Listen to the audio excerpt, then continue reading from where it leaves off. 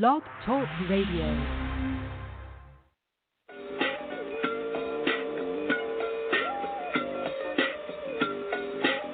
Yo, what's up, world?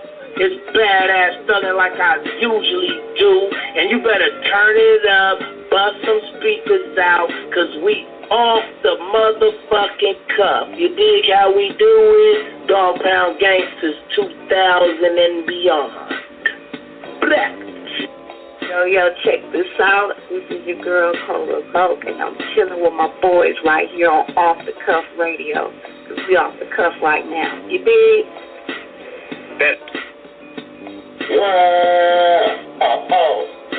What's up?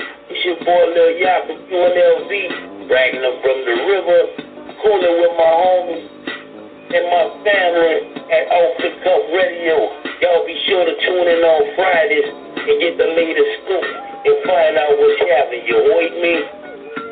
Tiffany Lavon. And it's Queen Cruiser, your girl's favorite bartender. And we're from Sex on the Rocks podcast. Alright, you're now tuning in to Off the Cuff Radio. Yeah, because they keep representing that world hip hop. Well, much love. Alright. Y'all, this is Miss Irresistible, giving a shout out to the livest show on Friday nights Off the Cuff Radio. And I'm live from the 704. Make sure y'all tune in for the blazing hot music. Hey y'all, this is Stacey Lachey, giving a shout out to King Eric and Off the Cuff Radio. What's shaking, y'all? This is the Grand, one half of Lost Cause and 1/3 of that drive time thing. Sending my love to the homies over at Off the Cuff Radio. Tune in every Friday night for some real deal hip-hop conversation. These dudes are the connoisseurs of this thing. You already know what it is. BX Stand Up, HUD City, we're shaking. Peace. Yo, this is Dope Fresh to Dine, and y'all tuned in to the most raw, uncut show on radio, the Guillotine Team, Off the Cuff. And yo, Eric, Sandman, off of these clowns' heads.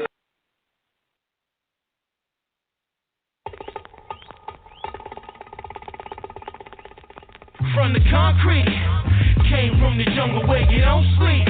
Rumble, young man, rumble where you don't speak. To the police, gorillas, our killers, gorillas, killers, gorillas, gorillas, our killers. Monkey see, monkey do. You animal food, appetizing. Better get the strap, cause the bear trap is sizing. Horizon, enticing. Who decided who living or dying? In the den of lions, in the kingdom of the caged bird. Exchange words with the loud beat. Thou shalt be beat to sleep from the concrete where rat speaks to pig. Sydney Moncrief, Hawkeye, Tower's edge. View the landscape, man determined by what a man make. Careful of the sly fox and the snake's handshake. Zoology, building with the colony. Butterfly effect from chaos to harmony. Your things, the hunger inside. Now get she to follow the flock. Love for hip hop is deep on the creek. Peep the savagery. Microphone mastery. On the hunt, so no hunters after me. But from the concrete, came from the jungle where you don't sleep. Rumble, young man, rumble where you don't speak. To the police, gorillas, our killers, gorillas. Killers, gorillas, gorillas, are killers. Yo, Hunt is their best of front. Desmanes, porque perseguir al gato, Deutsch, Spanish in any tongue. Reks, the unsung lyricist, greatest unknown, Bigfoot of the penmanship. No witnesses, flow with the pit, saliva, mental improviser, freestyle, fellowship, membership, rider for my dogs. In the kennel, I'm the general. King Kong got nothing on my spill syllables. Since the umbilical, cord saw the sword. I've been fishing with the sharks, pencil darts on the board. All aboard, Doc's dead. Saddle up, I'm speedy as Gonzalez with the knowledge signature and graffiti. Orangutan slang, hardest of the not college. Usual the politics and the narcotics frolic. In the wood, our wise days and the times of the unawoke and desensitized. That's right. From the concrete, came from the jungle where you don't sleep. Rumble, young man, rumble where you don't speak. To the police, gorillas, our killers, gorillas, killers, gorillas, gorillas, our killers.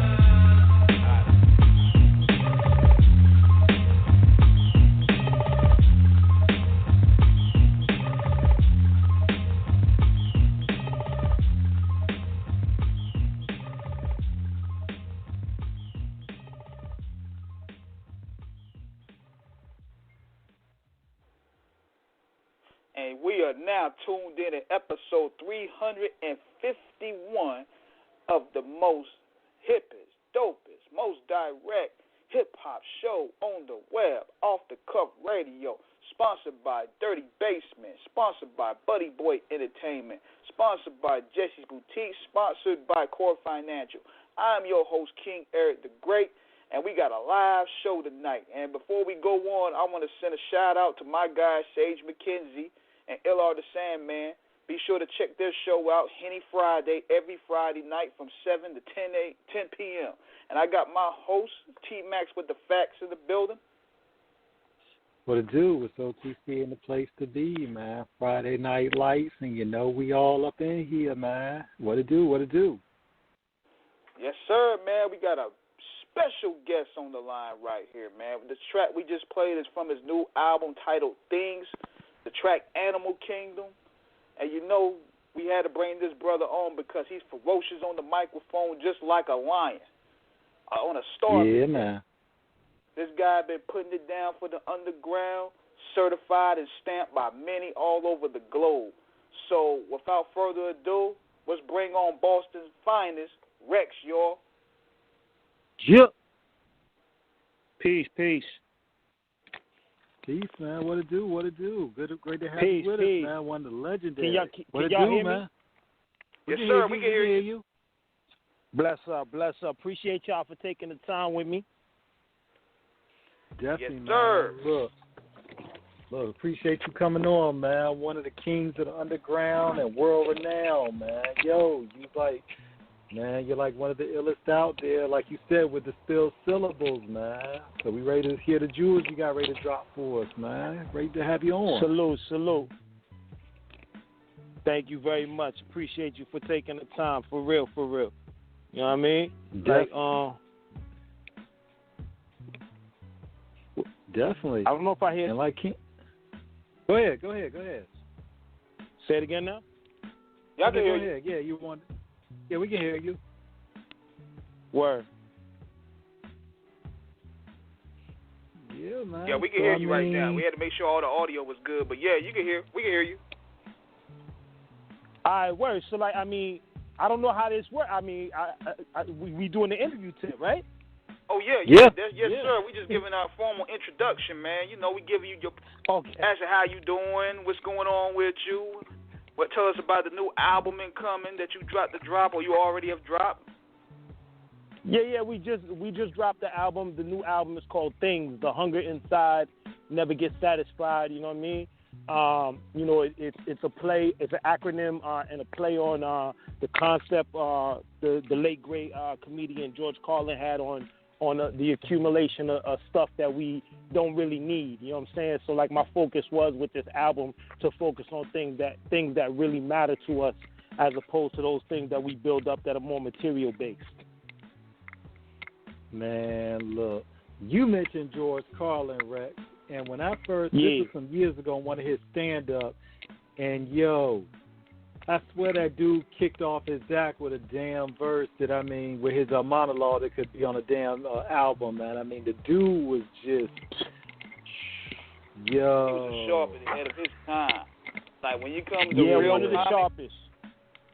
When it comes to real comedy, social commentary and the politics and what have you, and breaking down economics and all that, he's one of the GOATs. You know what I mean? He's one of the GOATs as far as even just that kind of intellect. Not even talking about the comedy, because the comedy was on point, but like just on that level, just as a humanitarian, I think he's one of those brothers we gotta salute for real. Yeah, man. He definitely was one of the originals, man. Of course, everybody might know him, of course, as Rufus from the Bill and Ted movies and everything, but George Carlin was just so much more than that in terms of how he influenced, in terms of his delivery, in terms of in the context, just everything, man. The dude was so astute with his articulation, Indeed. Reks, tell us about yourself. Because you're representing, from Lawrence, Massachusetts, and you come from an esteemed pedigree from that state. We're talking about shout out to, Tyrone Burton from the Parenthood, a.k.a. TK. Of King, of course, New Edition from Roxbury, New Kids on the Block. Guru from Gangstar, he's from there. Shout out to Terminology. Almighty RSO with Benzino and all them. Dudes, yeah, man. And the legendary Ed O.G. I gotta give it to Ed O.G. because Ed O.G. is one of those. Can't forget not Ed O.G., not forgotten either. He's still doing it. Been doing it for for decades. You know what I'm saying? He got a catalog and discography that's decades long, and that's a brother that I always admired and respected in the game, and you know what I'm saying, from doing it on all levels. You know what I'm saying? From top levels, being the number one seller in the world, what he is, still going strong in his later years. So I got mad respect for the brother. That's hometown. Definitely, man. Of course, you know what I'm saying? With his debut back, I believe, in 1989, Life of the Kid in the Ghetto, with, of course, I got to have it and, of course, be a father to your child, man. All the way up to a few years back when he dropped his album, My Own Worst Enemy. Shout out to the 617, man. Shout out to Mattapan, Dorchester, Roxbury, Four Corners, College Park. You know what I'm saying? Shout out to all y'all there, man. So tell us a little bit about that. Appreciate that. We got some thoroughbreds. What were you saying? Yeah, tell us a little bit about yourself, about what inspired you to pick up the microphone, a little bit about your life history, just growing up, all that. So I grew up in Lawrence, Massachusetts. For those who don't know, Lawrence, lovingly called Lawtown by a lot of the people around the way, is a neighborhood just about, I want to say, just around 40 miles away from Boston, north. Crazy thing is Lawrence is it's closer to New Hampshire than it is to Boston, really. People always, when they mention me, they connect me with Boston, and I got my feet wet and you know what I'm saying, did a lot of my dues paying in the Boston area, but I'm from a small community in Lawrence, impoverished city, a lot of gangs, a lot of difficulties coming up in our neighborhood.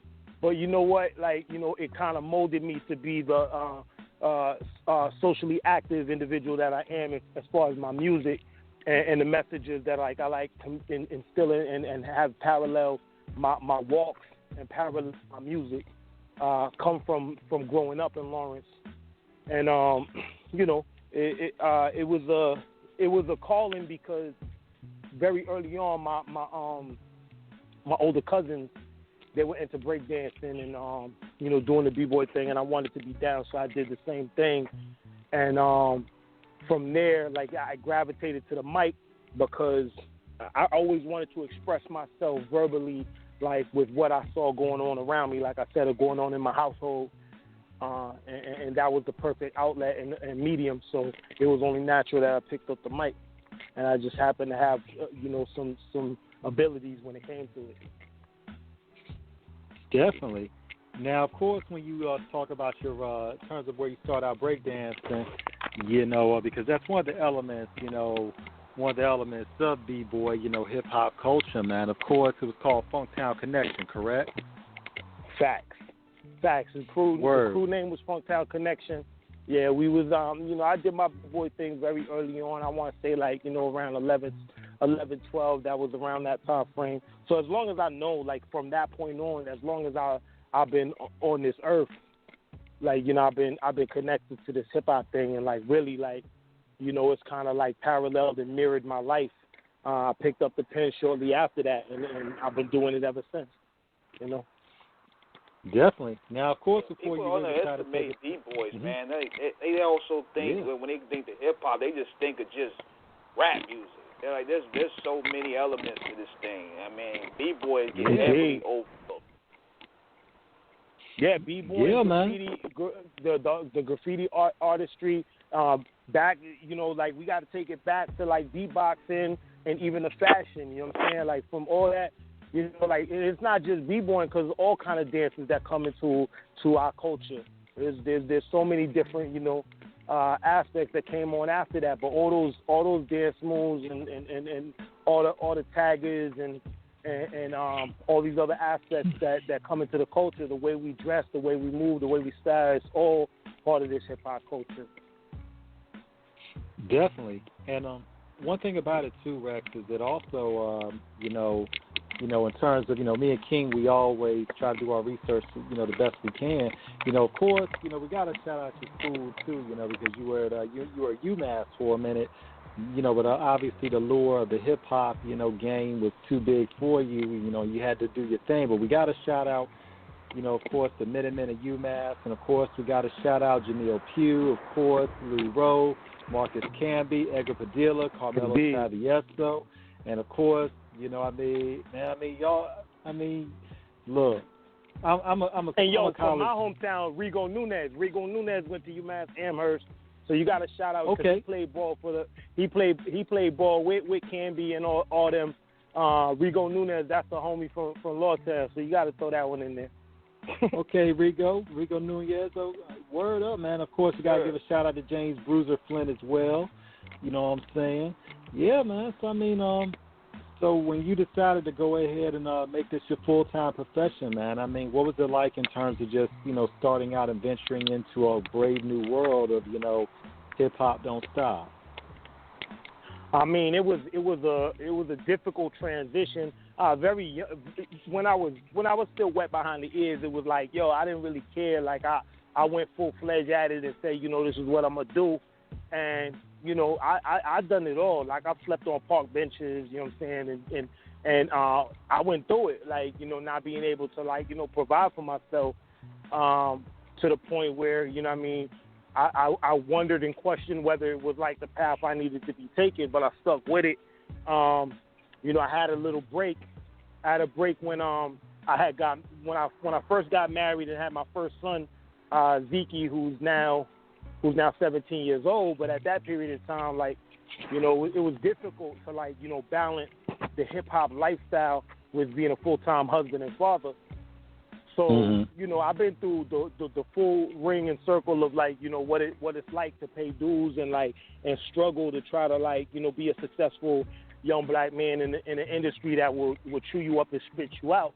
But I've been blessed, to experience a lot, pay those dues and earn my spot, and be able to make a name for myself where I can do this, full time for a long period of time and be successful at it. Definitely. And what do artists have to understand in terms of, because so many artists have these aspirations on the microphone, to really go forward. But what do artists really have to understand in terms of making that foray to really understanding the determination, the drive, the ups and downs, the ins and outs, and just, not always the guarantee that you're going to make it? First and foremost, you got to be real with yourself and really truly know if this it's something that as far as the artistry, it's you really got something there to really be making it your bread and butter or your chicken. You know what I'm saying? You got to make sure that you got something to bring to the table. But besides that, if you're really gonna go hard at it, the talent ain't enough. And more importantly, you got to be able to want it like you breathe or like you want water. If Cass is out there playing video games or focus on everything but if you're getting into it to chase females or strictly for the riches and your mind frame ain't focused on the artistry of it, a lot of that luster is gonna fade. You're gonna lose sight of it. You might fall by the wayside. And did you go in here and having the mindset of a trained prize fighter when it comes to tackling your music? Because the contrast comparison between sports and music is very similar. It's just in different forms of platform. Absolutely, that's a good analogy. And my approach when I came into my first contract, very young and very early on, I was blessed to do these one-off contract deals, and I stuck with that for the entirety of my career. And none of that's gonna ever change. If I'm gonna do any kind of deal with anyone, it's gonna be a one-off situation, and I ain't gonna be tied in for no 10-year period. locked in, and I can't make my own maneuvers. I was able to formulate my label with my business partner Lucky Dice. Based off that, we have BMGI Records, and I wouldn't have been able to create this imprint or do some of the things I did with Static and Brick at the time if I was tied in for a longer period of time. And I've done one-off contracts with labels outside of the country. I'm just able to maneuver and make business decisions on my own because I'm not locked in a manner that a lot of cats kind of lock themselves in and give up their royalties, give up their rights to travel money. All the money that I banked on my own on the road is because I was I'm a network and I'm gonna learn everybody's job, and I'm gonna be the person who books my own stuff. I'm gonna learn. I speak a bit of German. I speak a bit of Spanish. You know what I'm saying? So I go out to these countries and I'm gonna make sure I make my own maneuvers and my own business deals. That should be very motivational, man, because that's a prime example of the do for self philosophy that a lot of artists should take. You gotta take with these managers and lawyers and bookers and put it for yourself. Definitely. Now look, absolutely on academics, man. Yeah, there's no reason, especially in now time where you got to be a Renaissance man. Back in the days, before the 21st century, 20th century, individuals were Renaissance men and women. You see the name, and you had inventor, you had chemist, you had scientist, you had mathematician, individuals doing a million different jobs and juggling a bunch of bags and wearing many hats.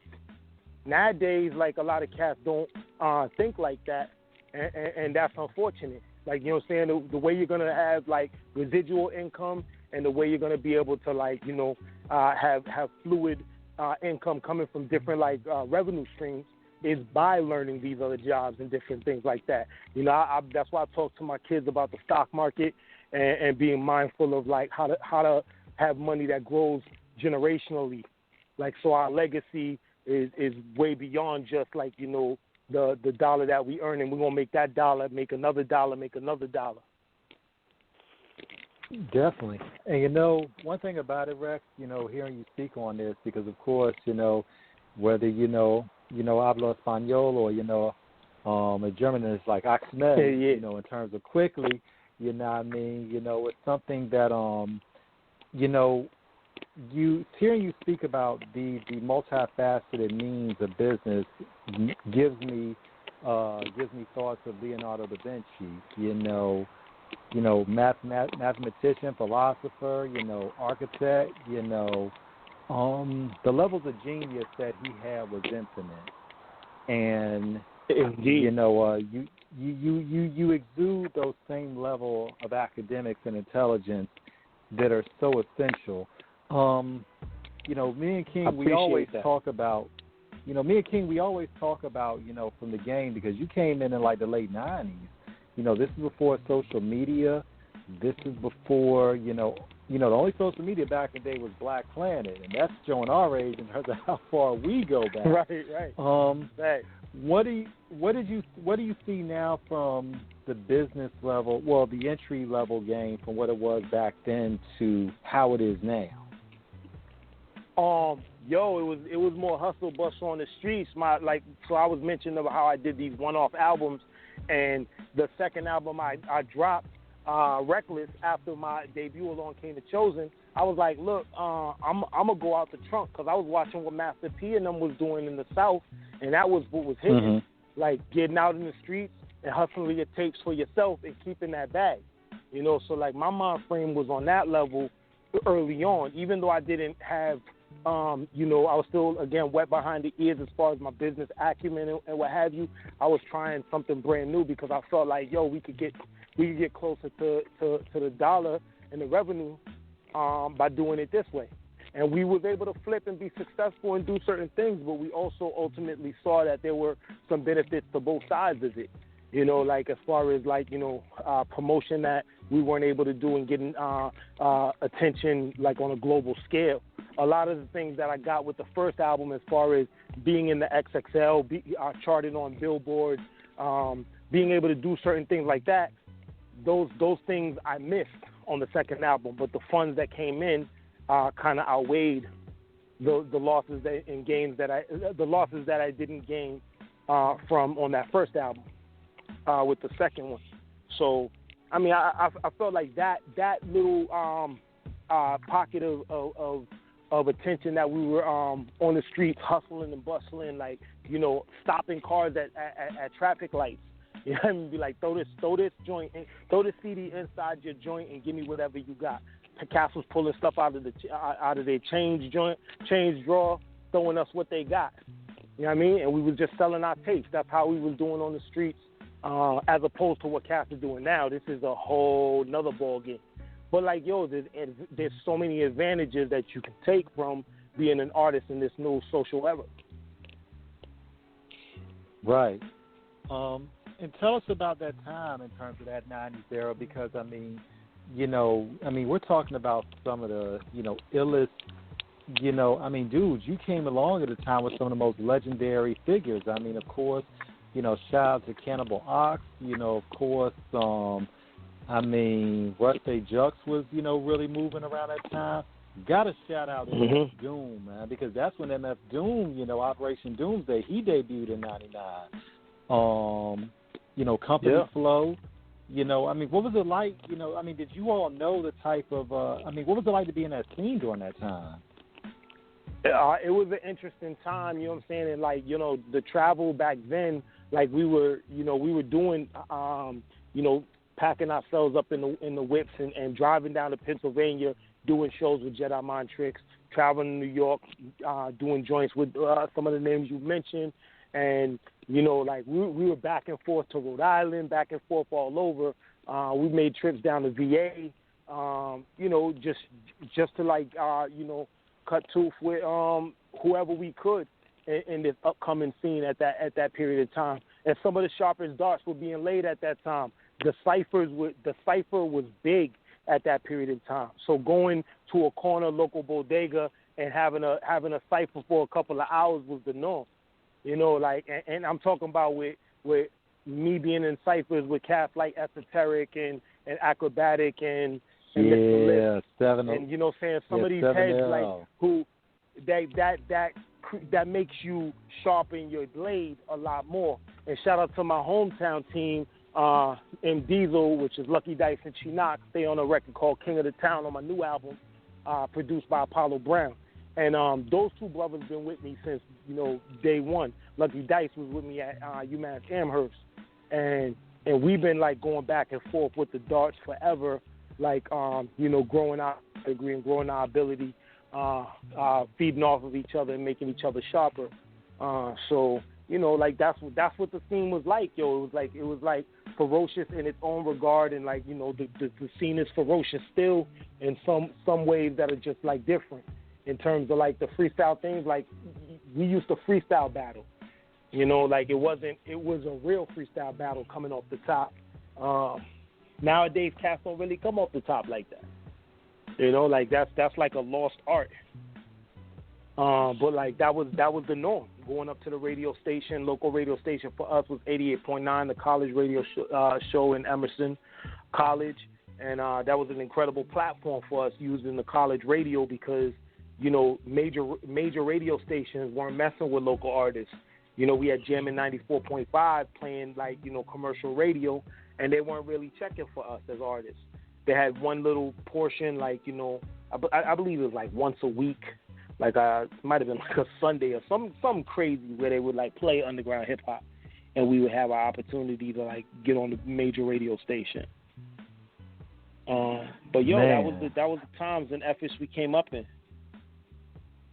I mean, and it's wild to see, man, because, I mean, as y'all were progressing, I mean, you know, I mean, it was, you know, Massachusetts across the board had already had such a solid, you know, musical history, you know, as we opened up in the show talking about. And then, of course, I mean, and I mean, not to mention, y'all were right there at the beginning where, even at the expense of my beloved Raiders, you know, the Patriots started getting off in that era, the early late 90s, early 2000s. So, I mean, y'all were just winning all over the place, man.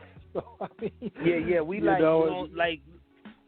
belovedly called City of the Champions because we get we got some wins in the Casa, like in terms of like sports. It's been a while with the basketball, but like we always had like winning pedigree kind of in the environment when it came to sports. But yeah, I mean, like that's just what it comes from. Like cut your tooth in the hip hop scene out there wasn't that different. Even though hip hop was not like given a lot of the love and attention in the local scene and what have you. When people speak of like a Massachusetts artist in general, we're highly touted as being like artists that are super lyrical with it and ready to bang and go toe to toe with whomever. You know what I mean? Definitely. And we also got a shout out in terms of Massachusetts, from the Red Sox, even though I'm a Yankee fan, a diehard one at that. But we got to shout out some of the greats that have played, in Massachusetts, in terms of the sports team. I mean, of course, shout out, Tom Brady, of course, Darryl Stingley, Oil Can Boyd, we can't forget, of course, Willie O'Reed, the first black hockey player ever at the NHL that played for the Boston Bruins. Of course, David Big Papi Ortiz. Yeah, man, I mean, it's just, so many of y'all, man. I mean, so in terms of where you are, so who are some of your influences coming up in terms of really inspiring you to write? Who did you really look at, like, as, some of your, like, all-time favorites? So, like, I love, like, a lot of the sounds that was coming out of New York and coming out of, coming out of like the Bronx specifically. To start it off was KRS-One, and like he was like the mainstay for me as a youngster. Later on down the line, it was brothers like Nasir Jones. I love Tribe Called Quest. I'm just like an aficionado for like that sound and the quality that was coming out of New York. But then I got to give it up to cats like Face Mob, who was like a big influence on me, like as far as like the representation of telling the tales of the neighborhood, and brothers like Cube, like later on, like I wasn't big on NWA, to be honest, like as a youngster, but like when Cube kind of separated himself from the pack, and obviously I got super salute and love for NWA, but and what they've meant to hip hop. But like Cube kind of like affected me a certain way when he was doing his solo projects, and like even cats like Pharoah Monch, who is on my current project. Like I grew up listening to like Stretch the Extension Agenda and Equinox, him and Prince Paul. Like it was incredible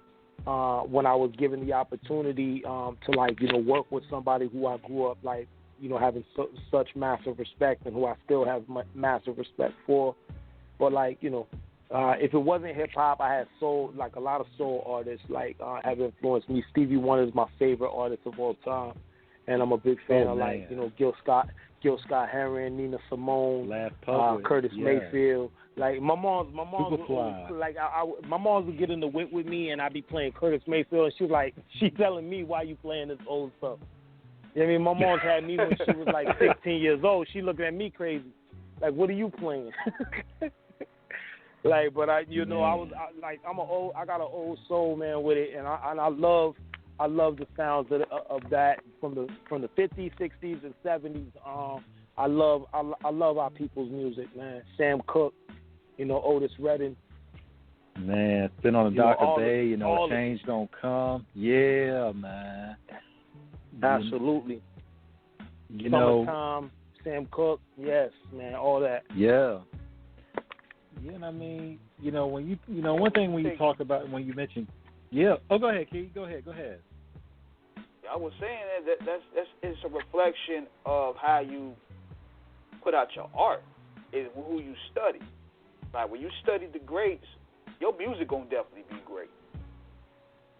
Well, I appreciate that. Yeah, and I mean, it's a testament to like what they are, and like trying to hold true to that element, or like that's what's in our people in general, what's in our bones. You know what I mean? Like showing that massive respect, and that makes me bring up a point. Let me just bring up something real quick, because like this is something I gotta say in a lot of interviews, and I gotta make very clear about like our commitment and our connection to the community and the village that we have, right? Because for me, the disconnect that we have in modern era in terms of like our well, you know, my peers, I don't want to date y'all with y'all age or what have you and whatnot, but what I'm saying is like some of our adults have failed the youth in our terms of listening to like them and their experience and their message, and we forget that we had our experiences where we were negated and forgotten and not listened to,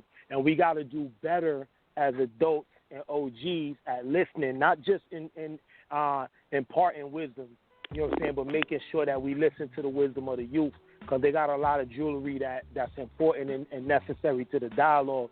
And that, I just thought of that because of the fact that, like, you know, when I listen to like the OGs who came before me and gave me wisdom, I never forget the fact that I get a lot of jewelry from the youth as well. Definitely. You know, you raise a valid point about that, because if anything, the youth can keep the OGs energized just by the energy they bring. Like, even when they bring something to the table that you know that is astonishing, that is going to spark the brain, they could use your wisdom to make it more special. Facts. You know, and one thing about it, man, I mean, you're a distinguished veteran in the game now in terms of what you've done. But as you said, Rex, about how the game has changed so much in hip-hop, from your history with over 20 years and still going strong, where do you think it started changing in terms of the subject matter, even the sound, and the business approach to it? In terms of me, or in terms of like the art in general? In terms of the culture in general. So I don't really think the message has ever really changed. I think like the connection with the people and being connected to a more enlightened message is a sign of the times. Like right now we're in a heightened frequency and vibration for people being more awoke and like, you know, mindful of the content that's coming out. And so people are gravitating to sounds that sound like that. I see a lot more people paying attention to my newer album and being like, yo, like, you know, it sounds like, you know, you wrote this during this period. But it's like, yo, my music has always been that message and been parallel to, you know, social injustice and things that are going on in the world around us. It's just right now people are like speaking more heavily in that wavelength and what have you. But like, yo, I feel like, you know, the existence of that is in brothers like Skyzoo's music, and it's always been in his music. It's always been in Rusty's music, the heartbeat of the people, and dating back to like, you know, with, like I said, KRS-One, Pharoah Monch, all our people, Black Thought, are always speaking these messages. And right now, one of the heavyweights in the game, Rhapsody, her dialogue is just like, she is beyond everybody speaking. Like, people gotta kind of just salute her and the sister Ciroc. Those two sisters are like, never mind that they are sister queens in this game. The reality is that you gotta be having your blade super sharp if you're messing with those two. I mean, one thing about it is, and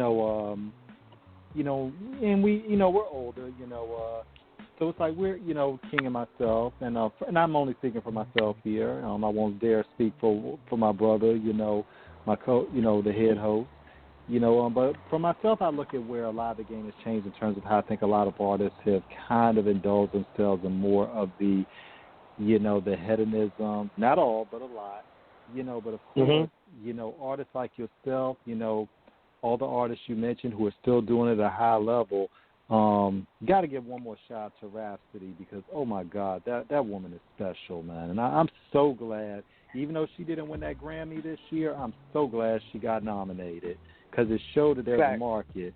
Got to shout out, Skyzoo and Torre, the Barrel Brothers, who are still keeping a full clip of, lyrics. I mean, and of course, because I'm a Griselda stan, shout out to West Side Gun, Conway the Machine and Benny Butcher. Shout out to, of course, Keisha Plum, the poet villain goddess, Tiana, D. Hill, that whole crew, man. Shout out to City Boy. I mean, the hip hop is, the scene is flourishing. And of course, we got to give an extra shout out to Busta Rhymes, who with his latest album, ELE2, Dog, I found out, King, Rex, I found out today, because I've been out of the loop working and all, but I found out while he was crying, that video, because I didn't know, but I found out that, like, he had the #1 rap album on the charts, and that's why he was so emotional. Go ahead, King. What now? He had about 28 million streams, too. Yeah. That's incredible. And well-deserved, because, conceptually, Busta has always been ahead of the pack and very astute in terms of his approach as his approach to his artistry. But you can hear growth in his dialogue, even though he always been hit to what's going on in the neighborhood, the heartbeat of the neighborhood, and speaking for the people, and some dialogue. But this album just hit different in terms of his connection to what's going on in the environment around us, and it's just resonating with people more because of that, But Busta always been that exceptional with what he's doing. But it's beautiful to see one of our melanated brothers get his flowers when he deserves them. And while he's here to smell them, you know what I'm saying? Yes. He said, too, that album was 10 years in the making because he broke down. I think he was crying about some of it, too, but I think that was because it was a reflection of the hard work that he put in. He was working on this thing for 10 years. Word. I mean, it's just a beautiful thing, though. It's a beautiful thing to see and watch. And it's beautiful to see again Rhapsody get her flowers, even though she didn't get the ultimate prize. It don't really matter because people giving her flowers and they recognize her ability and how she's one to be regarded as a top tier lyricist in our culture and in our community. Yes. And I think that's so important, Rex. We had OC on last week, and shout out to OC, man. Indeed, shout out to OC. And he was talking about with, great interview we had with him, and he was talking about, and King and myself, we still grin about it because OC said in terms of his debut album Word Life, released in 1994, he's like, unfortunately it's been it's been terrible since the pandemic hit us. But he was like, with that album, he's been getting more streams off of that. I mean, Busta, he has a #1 album. These men are approaching 50 and are still golden in terms of their genius. I mean, Rex, what's that to say about what is going on with the current, the constituency of hip-hop in terms of we actually have young people who are really, really, really, really tuning in to, the greats and really, really recognizing, the gifts that you have given us.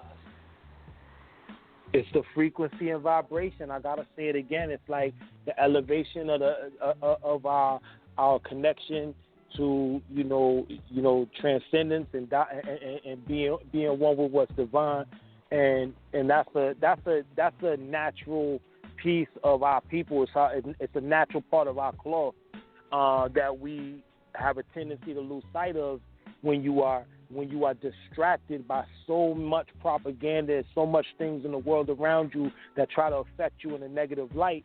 You have a tendency to lose sight of your natural godliness and your natural self and who we are, because we are transcending beings on this earth. Definitely.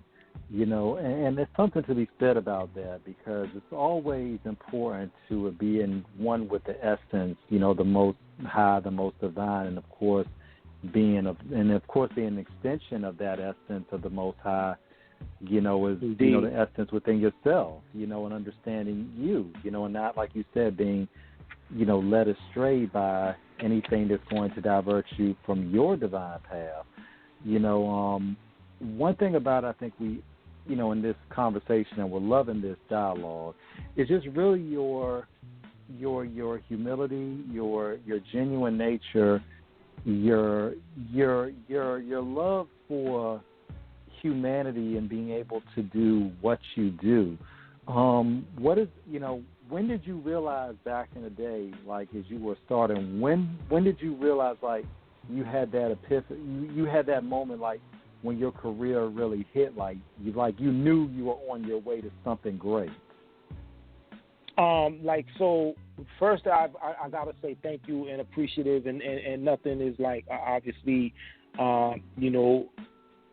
if nothing is me deserving of any like credit or accolade. Obviously that's the Most High, but in terms of the early on part of me and the individual who was super competitive coming up into this competitive sport that we call hip hop, like I was so wrapped up and caught up in my ego, and ego being self, the Latin version of self, right? I was so caught up in that and not truly knowing self. You know what I mean? So like I was caught up early on, and I thought I had already made it.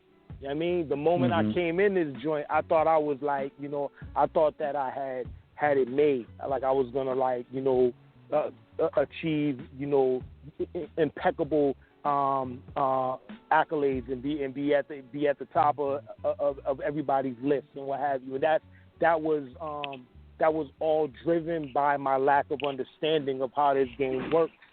And that was really truly just me being wet behind the ears and having to pay dues and having to burn bridges and do things that would like set me back and make me that would set me back and set me straight so I could truly get to know who I am.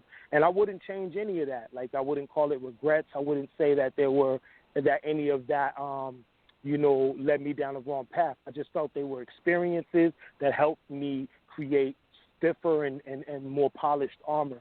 Like for now, when I approach things now, my ability to truthfully give salutes to Rhapsody and Busta Rhymes and our beloved kings and queens, it's because I truly feel that in my nature, and that's innately in me. I just lost sight of that in a lot of that. Mm-hmm. And I feel a lot Definitely. of people have that issue to a degree. I don't know how many people are willing to admit that about themselves, but once you truly know yourself and understand your reflection of the divine, then like you can truly like master the ability to be like, you know what, it never is or never really was about me anyway. Right. Word. So when did you? So what was it like when? Yeah, I think that's an issue that a lot of people have anyway, because you also got to deal with pride and ego. And pride and ego are two things that could either harm a person physically or harm a person from stop reaching their full potential. Absolutely. It is that ego, and it's interesting because ego, like I said, being self, being the definition of I, and like Latin, but like the true reality is the all is what really matters, is like us being a part of the whole. And like when you think about it, you're just a piece of the reflection, a piece and a reflection of the divine nature of all things. So like the more I meditate, the more I'm in my yoga, the more I'm in my bag that I'm in now. I practice my spiritual belief systems. I don't attempt to impart that on anybody or force anybody into my belief system. But like I truly believe that has been like kind of the thing that brought me back, full circle. Growing up in households that are super religious, like my mom She went to Pentecostal Baptist churches. My grandparents, they're Jehovah's Witness. I was out on the street corners with 5%ers. And you know what I'm saying? I like every day nowadays, I'm reading the Bhagavad Gita. I'm reading the Quran. I'm reading books, the Egyptian Book of the Dead, or like, the Book of Coming to Light, which it should be really called. And I'm making sure that I'm touching all these different spiritual aspects of the world to truly understand the nature of things and have respect for so many different viewpoints, rather than seeing it the one way I was taught very early on, which is Western ideology, the Christian belief system. I have no problem with anybody believing what they believe, but like the nature of our people from the inception was not just this one belief system. Yeah, and when you look at it in terms of, where, we look at it at Africa, the mother of creation, where we're all descended from, where we all came, it's like, to understand, we had our gods back in Africa. We, going back to Egypt, which is again in Africa, we were already scholars of mathematics, medicine, physics, so many things, and I think it's important for people to understand in terms of where history, as you said, has been westernized, that it didn't, Western civilization does have its history, but it's not the only history, and world history across the board gives a more broader and more diverse understanding in terms of how it all ties into where we're at now. And I think that's the most important thing. As you really began to progress in your career, what was it like to really, start getting that notoriety where people are like really recognizing you, and like you're like really, getting your name out there, and you're like tell us about the first major feature that you got. Okay, so whether production or MC guest. So, I mean, when you say major, I don't like. Do you mean like major in terms of like, like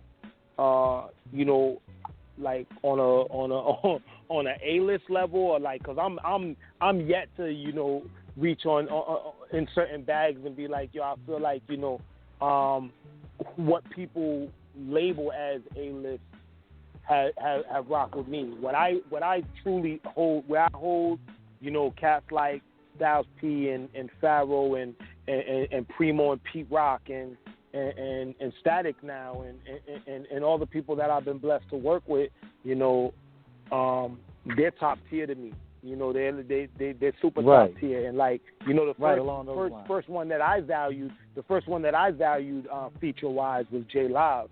Like when I got a verse from J Live, that was an incredible thing. I was like, man, I got so much respect for J Live as not just as an artist, but like how he practiced, how devout he is to his belief system, and how he was like a teacher at that period in time, like a literal teacher in a school, who just happened to MC as well, and get respect for like, wearing many hats and being blessed to be good at it, So, like, that's a brother who, like, he was one of the very first ones who I was like, yo, this is incredible. Definitely. And a lot of people don't even talk about J Live too much.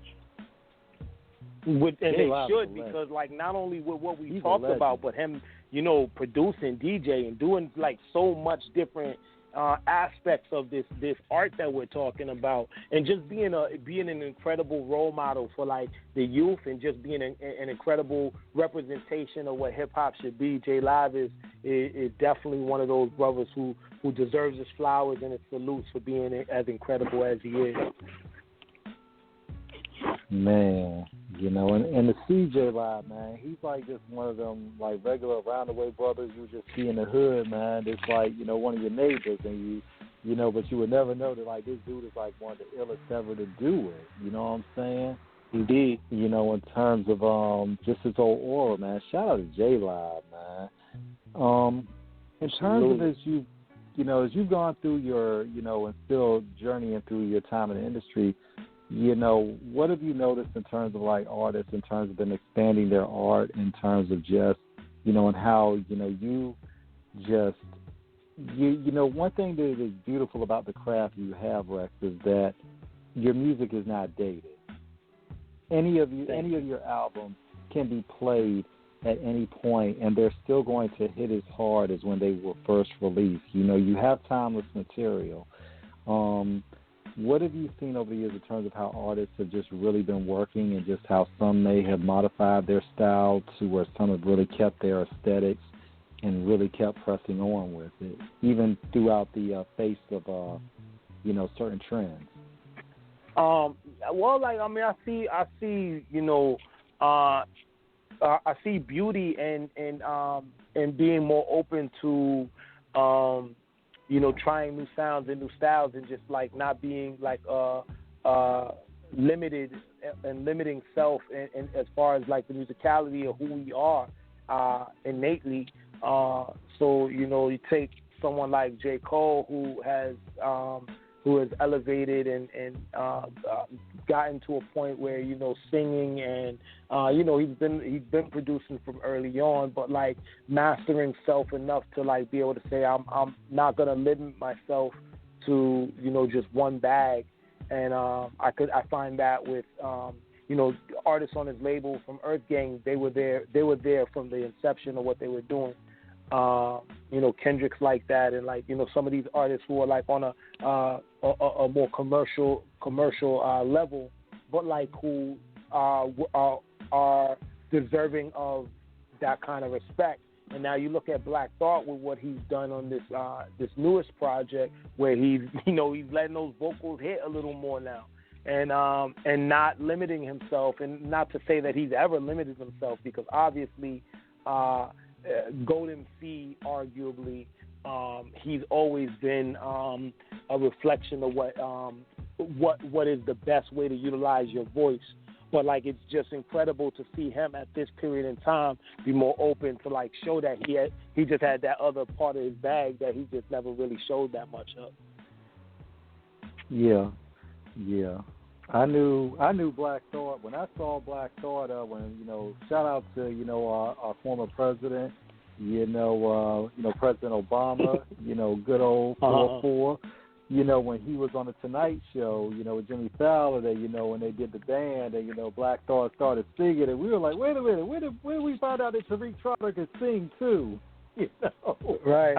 But like, you know, once he did it, it was not really surprising to me. You know what I'm saying? Like, it just wasn't surprising to me, because like the artistry that he displays, and like the vocal abilities he's had over the years, and the way he's mastered control of his voice, it only seems so natural, you know. And he's someone to look at and to give extreme respect to, and like who I watch and I say, you know, that's a good way to like express how you're supposed to express yourself, and I'm super happy to have him, you know, be a representation of the community we in. Definitely. And it just seems like he gets better and more sharper within age. That's the crazy part about it. He the one you just need to leave alone. Like, you're like, you know what I mean? When you make that call for that feature, like, you know, you already know what it is. You know how sharp you have to be. Like, you know, if ever I'm blessed with the opportunity to work with the GOAT, then I mean, what I gotta do is I gotta lock myself in a dark room like Heath Ledger did, and like, you know, come out with a brand new bag, brand new attitude. You know what I mean? To hold up. Yeah, I mean, you know, we won't take a heavy jab, you know, at a certain individual who is trying to say that, you know, the Black Thought style was not originally his own, and that he didn't do all his own material. Because I'm like, listen, you know, as far as that goes, you know, like you said, you know, BT is a legend, you know, and, you know, it's, I mean, we just need to give him the respect for what we've heard on Wax. You know, even in the Roots crew, you know, they all work together. You know, rest in peace to Malik B. You know what I'm saying? But the fact, you know, they were a collective. You know, so I'm saying, you know, these guys work together. So it's like they all help each other. You know, yeah, and this so is my what thing You know is what? don't All try. that energy. I apologize for cutting you off, but all No, that go ahead, energy, go ahead. I don't even know who you're speaking of. But yo, any of that energy that is like the opposite of like just giving our peoples their flowers and saluting our peoples and bigging them up and just being thankful and proud that they're part of our community. Send that energy over there.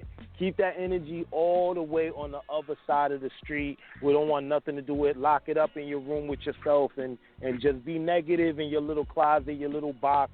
If you want to be negative about, like, you know, some of the ones that we should just be, like, loving to see their glow and their shine. You know what I'm saying? Right. Right. And this is off the cuff. You know, we only going to speak on it because it was Jaguar Wright, of course, that said what she said about him. You know, and we're just going on, you know, the mild part because she was just trying to say that, you know, Black Thought didn't write his rhymes and then Malik B, you know, wrote all of his stuff. You know, King and myself, we talked about this off air and we just thought it was just whatever issues, whatever problems there were that did not need to be put out there publicly. You know, if she had a problem with those guys. But that's a whole different thing. Going on from that, you know what? One thing, you know, in talking about your music, Reks. See, when I look at a lot of your albums, and you have like production-wise, you have always a star-studded cast like Premier and Pete Rock and Evidence and all these guys. But what makes you shine though is that you don't let the beat outshine you, because a lot of niggas they get on the track and they just drowning because the production is dope. But you be coming in like, you know, prime Mike Tyson and just beasting these tracks, man. So it's like a that's like how a I gotta prime be. Motivation. I appreciate that. That's how I gotta be. Well, I owe the artistry that they're bringing to the table that respect to be like, look, you know, I'm like, I can't just be penning no foolery. And my objective, I don't care what I'm getting on, is always to like, do better than I did before and just continue to progress in like my pen game. And I like that is an exercise that I take very seriously and I've always taken very seriously. And I super want to salute the producers who are like the unsung heroes of what we do. And the DJs who are the unsung heroes of what we do, and I wanna make sure that like I hold up my part of the bargain, because we kind of get like a lot of the light, and I agree with you. Sometimes people get drowned in certain production, and it's always beautiful when you hear brothers like Busta Rhymes come out and completely like just show us the lyrical display of how it's just supposed to be done. And I respect hip hop too much not to like try to follow suit, or excuse me, it's sacred geometry to follow suit. No try. Yeah, man. You know, and that's always a beautiful thing, man. I mean, you know, it's you know, of course, you know, I mean, just looking at some of the people, you know, I mean, of course, Static. I mean, you work with Styles. I mean, Premier is just unbelievable. I mean, and this, you know, he's synonymous with East Coast hip hop, and this guy is from Houston, you know. I mean, you know, originally, you know. So, I mean, what was it like the first time meeting with Premier in terms of y'all just vibing, you know, in terms of like just chilling before the actual work began? I mean, I was quiet as kept, man. I wasn't trying to open my mouth. I was trying to like just, you know, analyze and see everything that was going on in the environment and around me, and just blessed to be in the company of such legendary hip hop royalty. You know what I'm saying? So that's what it really was like for me. But I was appreciative of the opportunity to work with the GOAT, and like just to like just be able to say that it's happened a few times.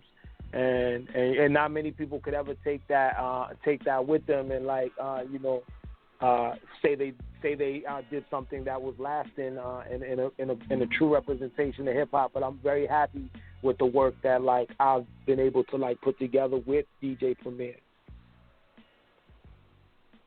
Definitely. So we want to play a quick game with you. Yeah, y'all do. Thank you. Definitely. So I wanted to play a quick game with you, Reks. Wanted to throw out a couple of names. I'm just going to throw out some MCs, and whether one word or a couple words, tell us your first thought that comes to mind. So we'll start off with Rathcab. Intelligence.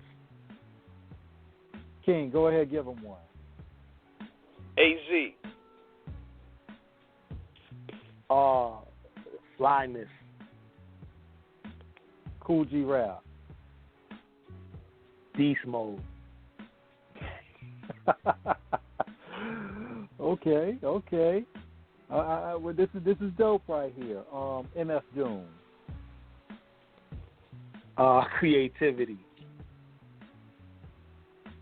He's good at this, King. And the last one. I'm gonna throw him a good one here. I'm gonna throw him a monkey wrench. Okay. We can keep going. I'm gonna throw him a monkey wrench for lab purposes. Vanilla Ice. Trash. That was me. Sorry. I just gotta tell the ancestors. Listen, I'm talking to the ancestors and tell them, because we were talking about Egypt and that's my belief system. I believe in T.H.I.N.G.S and my belief system is Egyptian mythology and spiritual belief. And I gotta apologize to my ancestors for talking like that. You know what I mean? Yeah, I mean, look, we gotta give a shout out to, of course, the deities. Horus, Ra, Thoth, Sabik. All. Go ahead. So I gotta say, cause the thing about it is I wanna because I'm still learning and I wanna put myself on a certain level when it comes to this dialogue, because this dialogue, we're always students first. But the one thing that matters to me is that we speak what our ancestors really called these individuals. And Horus, that's a Greek term, and Africa is not our people's term. It's when we got to be talking Kemet, we got to be talking, and I do it too. You know what I'm saying? But for the sake of dialogue, because I call myself black, but I don't reflect that. I call myself black because that's what people comprehend. But I'm melanated man of this earth. You know what I mean? And Horus is Heru. You know what I'm saying? And in the Kemetic language, there are no vowels, so that's up to interpretation, really. But it's really Heru. You know what I'm saying? Just when we start talking Osiris, that's a Sa, and Isis is a Set.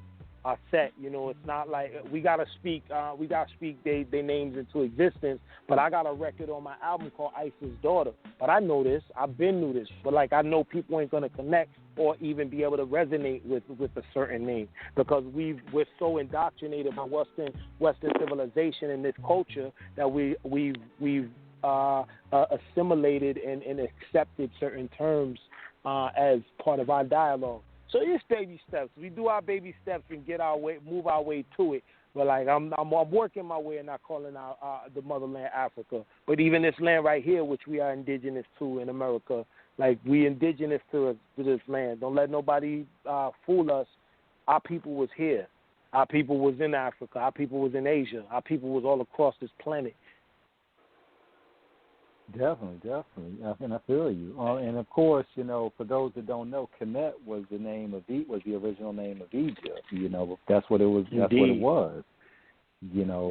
So here on Off the Cuff, man, we always welcome this type of intellectual dialogue to where we can open up not only on music, but have a multifaceted conversation. Worldwide proportions in terms of historical, context and significance.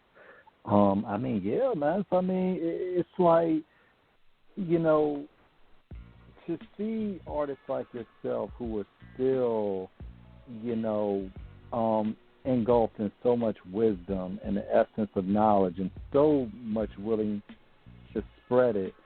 How can we as a community, as a culture, how can we begin to, get away from some of the negativity? Of course, we know about the situation, King Von, who was tragically murdered, last week. And also, too, Mm-hmm. just about, just in general about where we've seen kind of hip-hop go, where a lot of artists are beginning to indulge themselves in elements of violence and a lot of just putting negative energy out there to where ultimately it may come back on them. What can we do as a culture to kind of curb that energy of this recklessness, this renegade, dismissal of, karma? Mm-hmm. We gotta that was framed very well, I must say, and rest in power to the black kings and black queens. We're losing on a consistent basis to unnecessary violence, be it the violence of that's predicated and brought upon us from the systemic hatred and racism that it hasn't been addressed, or in our own environment where we are not loving enough of ourselves and understanding of who we truly are, our divine nature, so we get lost in the sauce and we allow ourselves to be disconnected from the things that truly matter. This is not a play on the album, but that's the true nature of what I was speaking to and attempting to address, is the need for us to look inward and start focus on the things that we can personally use to heal, so we can become a reflection of our higher selves, which is then a reflection of the higher all. You feel what I'm saying? So our people have that innately in us, and we need to get back to that. We need to draw back to the things that allow us to truly understand who we are on this planet. And that comes to connecting with the earth. That comes to connecting with the environment around us. Me, when I wake up in the morning at 6 o'clock, 6:30, I'm outside, I'm meditating, I speak to our ancestors, I speak to the all, I make sure I do my mantras, I make sure I do my salutations, and these things, and no matter what it is, if you're not on that wave, if that's not your cup, the yoga meditation, then whatever your belief system is, allow yourself some time for personal reflection, because you cannot enter into a poisonous environment with a poisonous system already and expect positive results. You feel what I'm saying? You can't go out into this environment which is plagued with that chaos and negativity and so much poison. And we talk about social media. When we go outside, when we wake up in the morning, you know what I'm saying, or when we go to sleep, we got a phone by us. You feel me? You sit there in your bed, you lay there, and you have your phone underneath your pillow, or you're playing games until you fall asleep. And that electronic smog is getting into your system, and people don't understand that. And that the electromagnetic smog is entering your system, right? Not only that, but then what we put in our bodies, our food intake, the things that we take in from Western culture, the things that create obesity or the neglect of having certain foods that cause malnutrition for our youth, these things are reflected in the way we behave. The environment that we're engrossed in order to get away from all that, we need to look inward. We got to do better inward first. Mind, body, spirit. Those things aren't that's not cliche. That's the reality. It's that simple. We gotta super protect mind. We gotta super protect body, and we gotta super protect spirit. That's deep. Because when you look at it, Rex, like you said, there's so many distractions. We can go from so many different levels in terms of media, societal, as you say, systemic racism, that all are contaminations to our community. And a lot of times when we look at these elements, they become an amalgam of madness of how it can drive many of us over the edge in terms of overindulgence and not, abstaining from, talking, with this conversation King and myself are having with you, we understand why, for you meditation, especially in a profession you're in where there are such heavy demands, why you need that time for yourself early in the morning to have that serenity, that peace, to really be at one with the universe, that facilitates, all types of good vibrations, and communication with your ancestors, giving your salutations, and just being one with that positive energy. Because a lot of people, man, when we really look at some of these artists out here, and we're not going to name no names because, in that context of it, when you see a lot of them, it's like they talk about the turn up and get all this. And I'm like, don't y'all ever have a time of quiet time? I'm like, does everything? And we have a time of show business. Yeah. Y'all got to be on all the time? I'm like, what's a quiet time for y'all? I'm like, y'all niggas always have to be wild up. I'm like, what? I'm like, it's okay to chill back and relax. That's indeed the truth. That's indeed the truth. And and some of it is purpose representing a fraudulent lifestyle and truthfully not really being about that way, but turning up for social media and turning up for what you think you have to be a representation of to be valued in this toxic society. Right. Once you reevaluate what truly matters, the things that really are important, then all that goes to the wayside.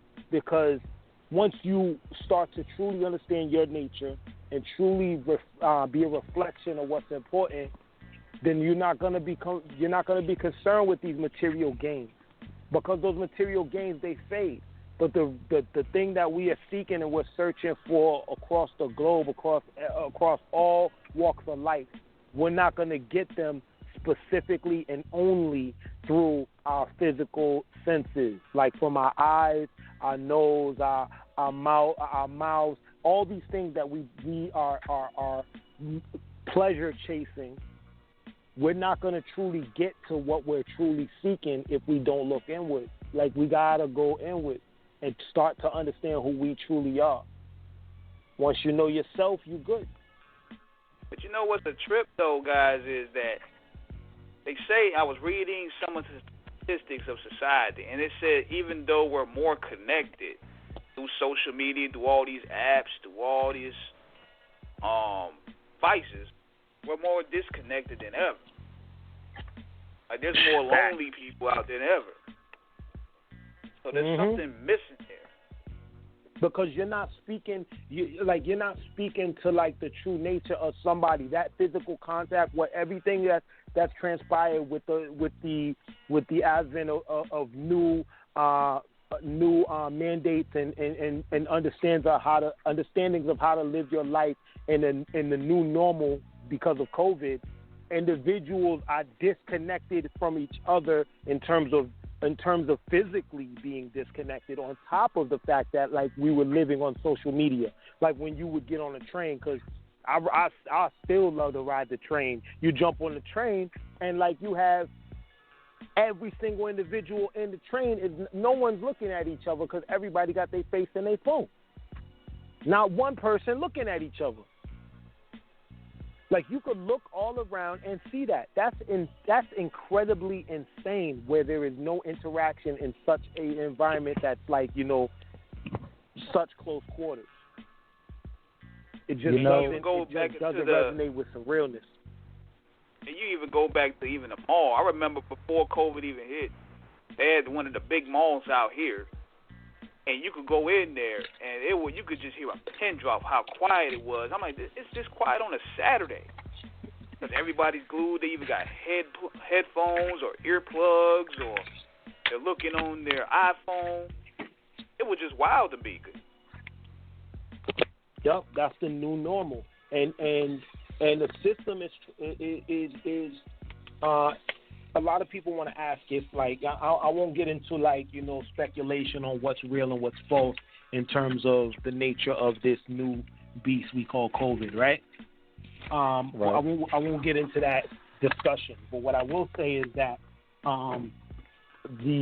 it's been an opportunity for a system to, take advantage of our disconnect from each other and use it to their advantage by, drawing us more and more away from each other, and the divide and conquer method has been victorious for Big Brother and for the system for time immemorial. That's just a fact. That's not propaganda. That's not no fear tactic. That's reality. From time immemorial, that's how the system has used. They have divided us, be it through race, be it through sex, be it through age, be it through whatever. Divisiveness is their ploy. You know, Rex, and that's a deep statement you made, because it's even from an aspect of even being in the club, man. Like when you talk about the disconnect, man, it's like, even like when I think about it, even when I was in the club heavy 10 years ago, those party days were like just. King made a post last year that I still, think about and how real it is. Like if you partied in the club between the years of 2000 and 2011, you had some epic nights. I mean, nobody was really, concerned about going on live. It was all about the music. It was about people coming together, communicating, having fun, dancing. It's like nowadays, the last couple of years, everybody in the club, everybody on their phones. Don't nobody talk to each other hardly. Everybody just trying to look lit for the gram, but there's no. It just seems so.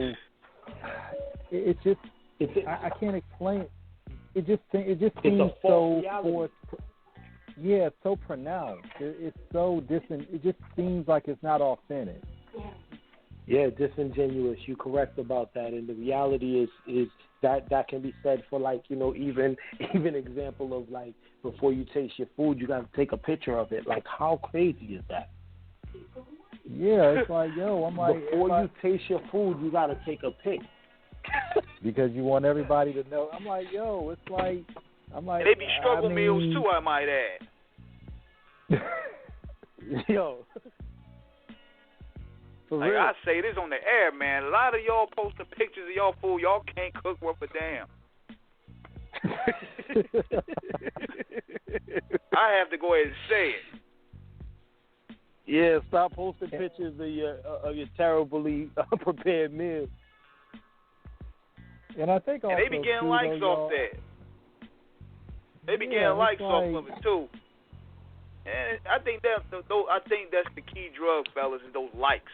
Likes is the new cocaine. Yeah, absolutely.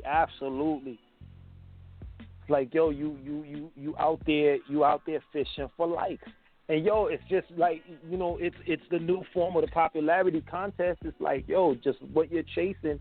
Is it really truly of value? Like are we really chasing what's valuable? We gotta connect to one another in a better light. So all that was like off of the idea of like a brother losing his life, and the reality being is like, what are we really truly after? The memory of Nipsey or the memory of Pac, because Nip was like a new version of Pac. What Pac was for us.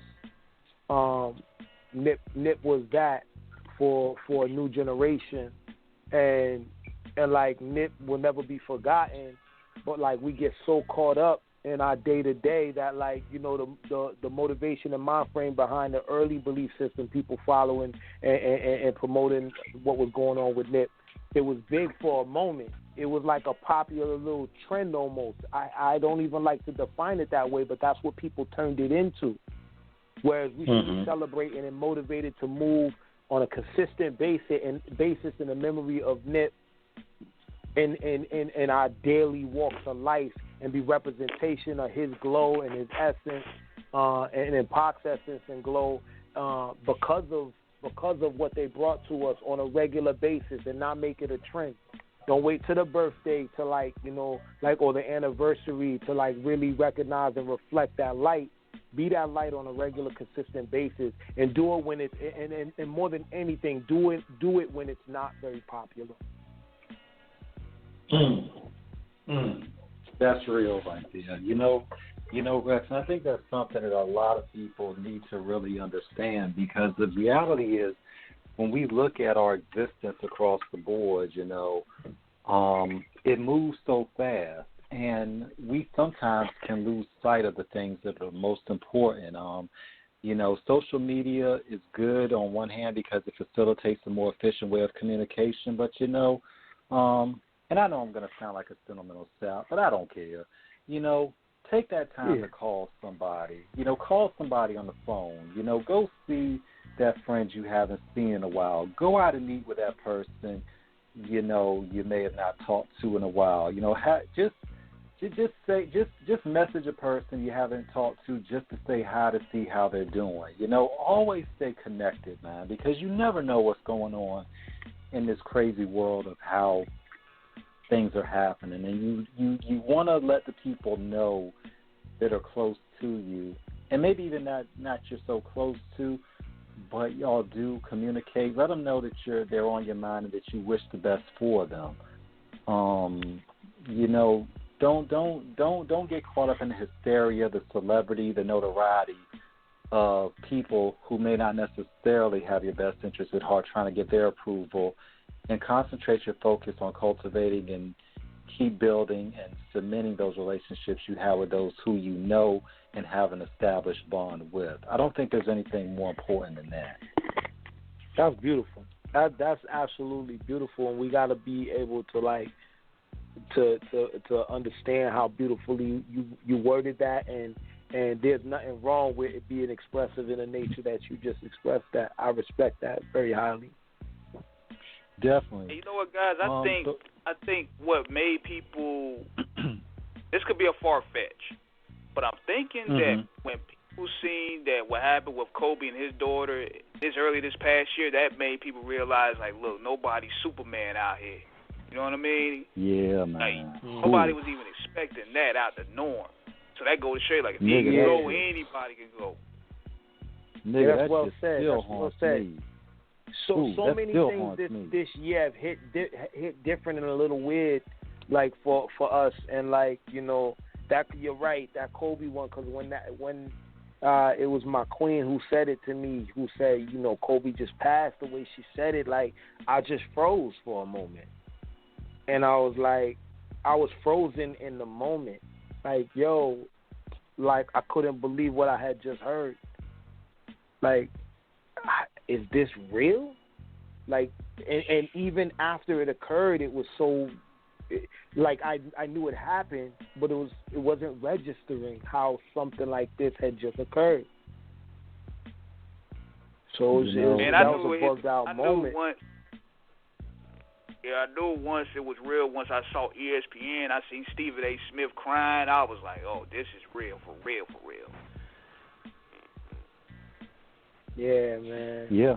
And, you know. Yeah, I mean, but that. To all the people who lost their lives, and like to his daughter and to his tribe and village, but like to all the people we lost this year, man, it's like, yo, just I sent super high energy waves and like high vibrations to everybody who has been through it. Like in 2020, how long is 2020? 2020 been a wild one, you know, like it's been a real wild one. Dude, but like, you know, in the midst of that, we just need to we need to get back to what's right. Cause 2020 been a wild one.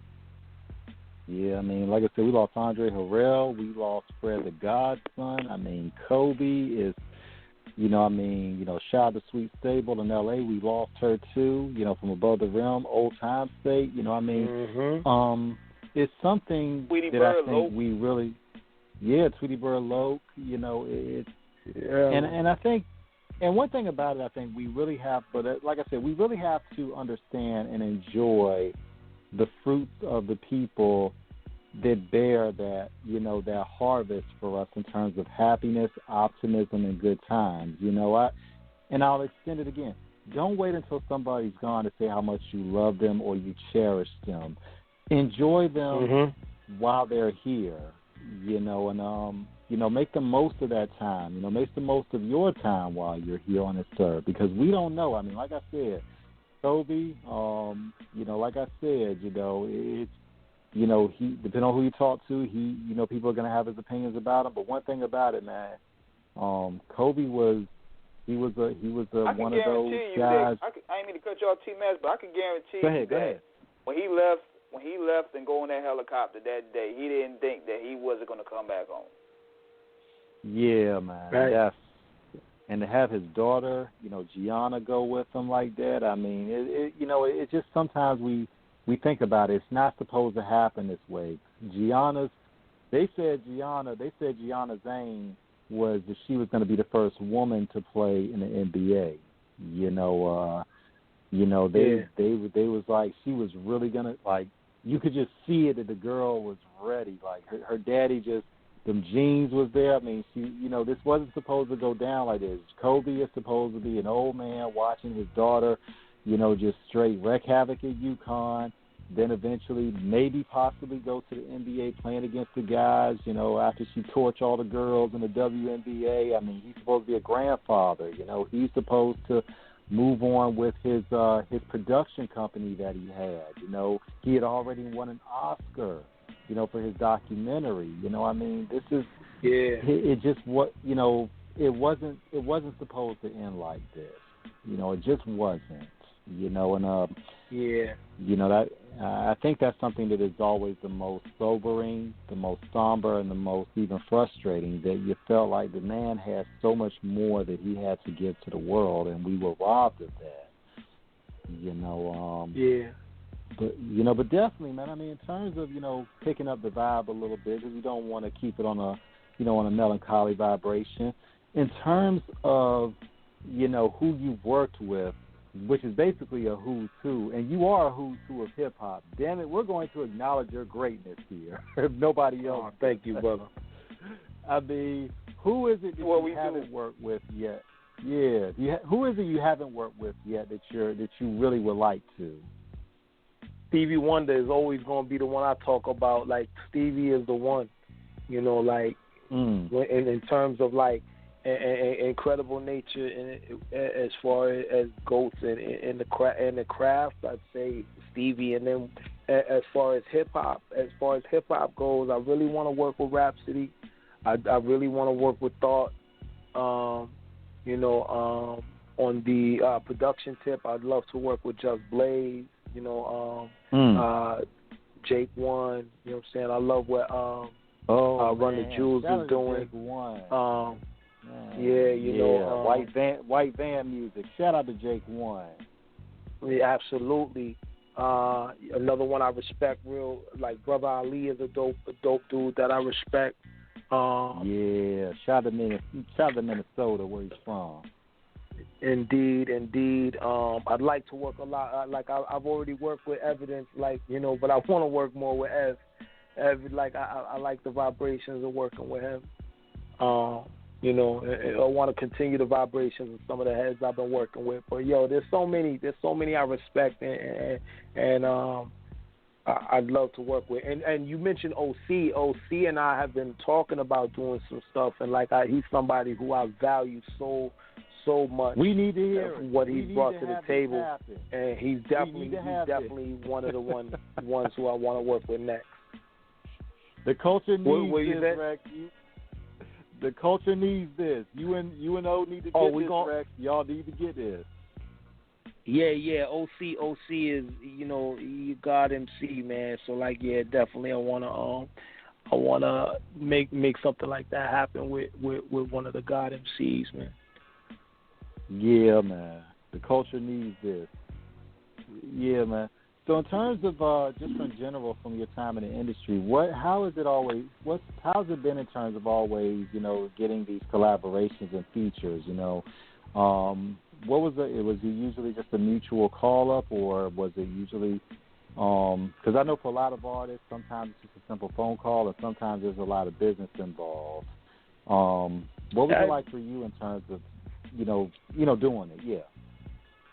Yeah, it's a bit of both, a mixed bag, but it's never really me, someone hitting me up to be on my project. It's more been my admiration for somebody's craft, and I feel they fit the project that I'm about to put out. I'm working on a new one right now, and I'm making some of those calls now. and just certain individuals fit the vibration of what I'm working on, and the ones that work, they work, and the ones that don't, they don't. And obviously got to handle business when business is necessary. Sometimes it's a mutual beneficial thing, and we could do a trade off or something like that. But I don't speak people's business and stuff like that, but I do respect people's art, and I do want to make sure that people get what they deserve.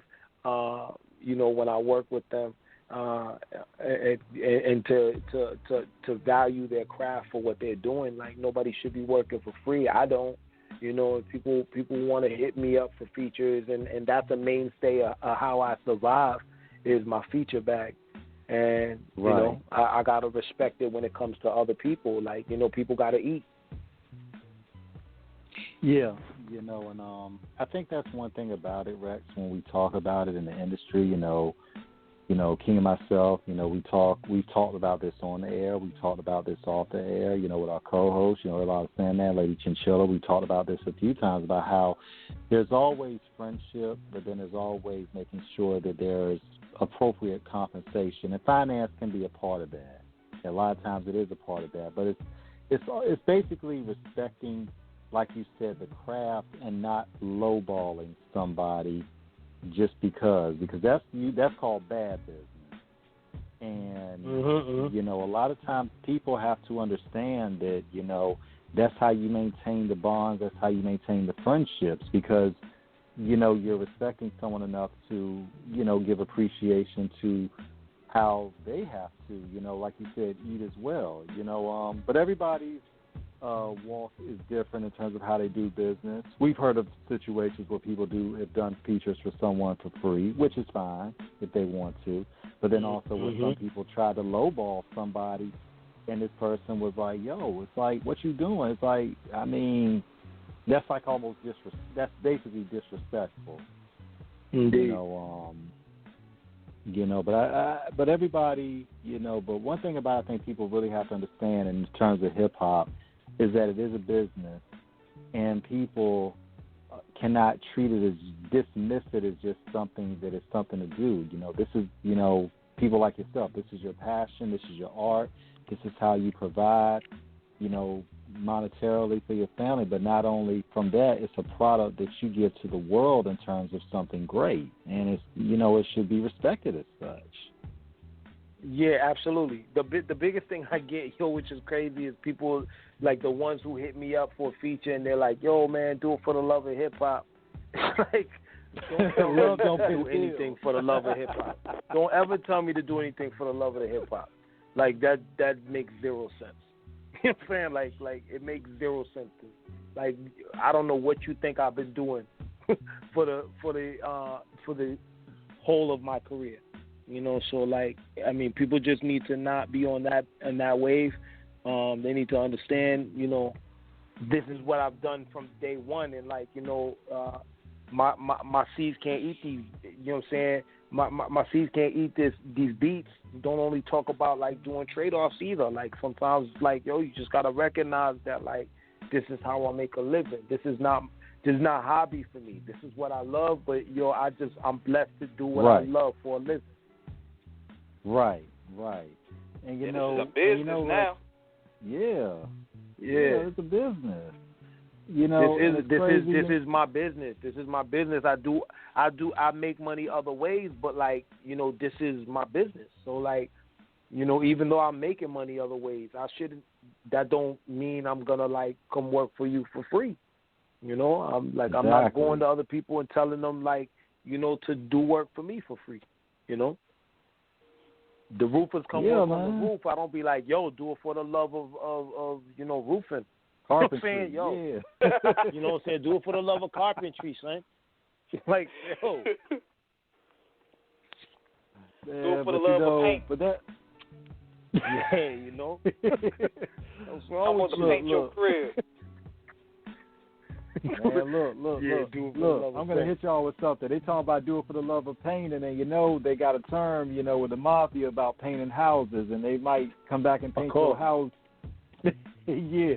That is a saying. That is a saying. But when your energy transcends all that, you good. You know what I'm saying? Like when you get beyond all that, your energy good. Like that's why I feel comfortable going in any neighborhood, going in any place on this earth, because I know what I'm bringing to the environment.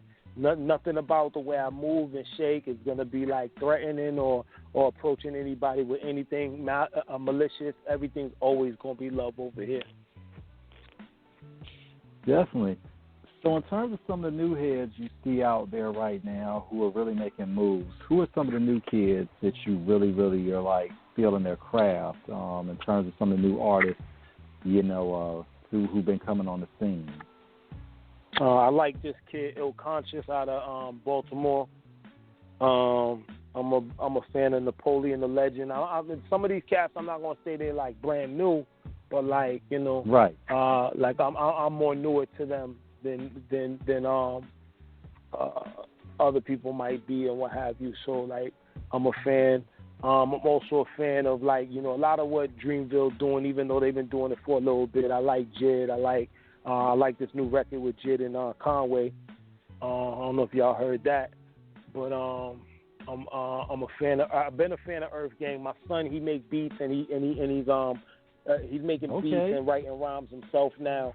And I took him to the J. Cole concert, and you know, like we was able to see. This was before all the madness, obviously, and you know, we were able to see Earth Gang perform live, and like, you know, see Cole do his thing, and that was a beautiful experience to spend that time with my young king, and he puts me on to a lot of newcomers, and like, you know what I mean, I had started putting them on to certain heads, but now he's always coming to me like, yo, you heard that new Public Enemy? You heard, like, it's crazy that he be putting me on to Who's Poppin', and like, 'cause like from the era like I come up with, because he be so engaged in it. And another cool thing is that we were talking about A Tribe Called Quest, because his favorite artist is Q-Tip, which is incredible. Which is incredible for this 17-year-old. He's like, yo, he loves, you know what I'm saying? Like, he love Travis Scott, like, you know, some of the modern. He likes some trap, you know what I mean? He like a bit of everything. But like, he got a nice eclectic bag, and so you know, we're talking about Tribe and like, you know, our favorite Tribe album, and I'm like, my favorite Tribe album is Midnight Marauders. It always has been. And he loves Low End Theory. And he's like, and then he's telling me he loves the older De La albums, and he loves that kind of sound. And it's just dope to hear how his ear works, because he had never heard Stakes Is High. And I'm like, yo, you should hear Stakes Is High. And he's like, he went and listened to it, and then he was like, man, these other albums is more fire. And I love it. You know what I mean? The way his ear works is it's real incredible to see how that happens. He hasn't listened to the trilogy yet, you know, Bionics and Mosaic Thump and all that. He hasn't listened to that. He has. You know, it's crazy, like, because, like, right now, skipping from De La for a second, like, the Tribe, like, it's low end first, and then we got it from here. Like the newest joint is number 2. Midnight Marauders didn't even hit like that for him. Like, he likes it, but it don't hit the way the other ones do, which is interesting to me. Like, and I it was interesting, like, at first, because he really likes that unique sound of Low End Theory. But then, you know, the newest one is got a little more modern kind of appeal to it, in many regards. So that was just dope. Dope to have him tell me that. And it's crazy, Rex, you know, and King, because, you know, when we watched the documentary, you know, the Beats, Rhyme, and Life documentary years ago, I believe it came out in 2011, 2012, you know, because they, you know, of course, you know, and rest in peace, you know, the Fife, you know, they were just talking about everything of what was going on, and even then how they broke up. And then, like, 4 years ago, we get it at the beginning of January, late, we're hearing these reports at the time that, like, Tribe Called Quest has recorded an album in secret. King, you remember when those articles when that Newswire hit today, that joint that came out today, it released that they recorded an album in secret and it was about to come out. Yeah. And we were like, and the thing is that if the documentary ended, you know, Beats, Rhymes, and Like they had said that they still had one more album that they owed Jive. So, you know, everything had happened over these years, so it was like we didn't even know we would ever get it. Then we find out, wait a minute, they got another one that's coming? And it's really coming out? It is? Oh, man, when it dropped. They got a release date? Yeah, it got a release date? And then it came out, and we were like, oh, man. Yeah. Exactly. It was major. That we were excited like little kids all over again, man. You know, and it was the perfect fitting, you know, to close out, you know, that legacy, which will always be the Cure for Tribe. They're one of the greatest groups ever. You know, but you know, of course, with Fife being gone, you know, it just can't go on, you know. But they did it appropriately to close that chapter. What was your? And we want to get your opinion too of this, Rex. What was your opinion of where there is this proposed battle, whether it's serious or hypothetical, between Tribe and Outkast? The verses. You're saying it's not real? It is real? I just heard it in passing. I didn't know they were actually going to do it. I mean, like, I heard it in passing too. So, like, but like somebody told me it was official. So if you're telling me it's not official, my heart is broken first and foremost. Okay. Because I was really eager to hear this, and I didn't do any personal research to kind of. Right. It's out there. It was out there though. I don't know for sure if they're actually going to do it, but I did hear it was proposed. We'll just have to wait and see if it does happen. But yeah. This is the super win for hip hop. I mean, I don't know how you can, like. I think that's the perfect verses for me. That's a tough one, yo. Because bigger than Premier versus RZA. I don't know who won't even set it off. Cause it's gonna be. It's like you can't make that 20 joints. You can't do 20 joints with that one. You gotta do more than 20 joints. You got at least 40. Yeah, you gotta go 40. And I think both of their bags are still illustrious past way beyond 40. So they are illustrious on both ends, like nonstop, you know, hit after hit. I'll be that guy. I'm gonna be that guy in the room. I think 20 is good because when you look at the breadth of it. When you look at Outkast has done, I believe, 4 or 5 albums? Because their last record they did was Idlewild, and that was 2006. In terms of their last official project, you know, of course, the greatest hits I believe came out in 2011. Actually, I want to take that back. I want to say their greatest hits came out before Idlewild, and with Tribe only did like 4 or 5 albums before, you know. So you figure. 20 is good for both of them. 20 is good from both sides. I mean, when you look at Bombs Over Baghdad versus Check the Rhyme, when you look at, you know, Miss Jackson versus, you know, Award Tour, when you look at Skew It on the Barbecue versus, you know, Scenario. You know, just stop. I mean, just stop. Look, oh Rick, man! Not even, like I'm over here cheesing like a new fan. Yeah. Brandy, the last one that did real big numbers was Brandy and Monica, which was like they did 1 million. They had 1 million people looking at it before it even started. You think this will break that record? Yeah, I think so. Yeah. I don't think I really need to think about that one. I think so. That's too major. Now these guys, they also got a nice blend tape out there called a Tribe Called Cass, and I think they blended. Blended Outkast vocals with Tribe production or something. But that is nice. I'm a Tribe Called Cass. Matter of fact, after we get off the air, I'm over here like looking for it right now. It's on YouTube. Actually, it's called Outkast versus a Tribe Called Quest, a Tribe Called Cast full album. Yeah, I'm looking at it right now. That's getting downloaded. He already on it. Shout out to the person who put that together. God bless whoever did that, who was the creative genius that came up with that. Yes, you are hip hop. Oh my goodness. Wait, yo! Yes. So in the midst of this was supposed to be a real album. Say what? Yo, Big Boy reveals we were this close to getting a Tribe Called Quest album done. What happened? They were gonna do an album. A Dre Q-Tip track. Oh my goodness. Oh God. Dude. I wouldn't even want to be in the build. If I was a rapper, I wouldn't even want to be in the same building as that.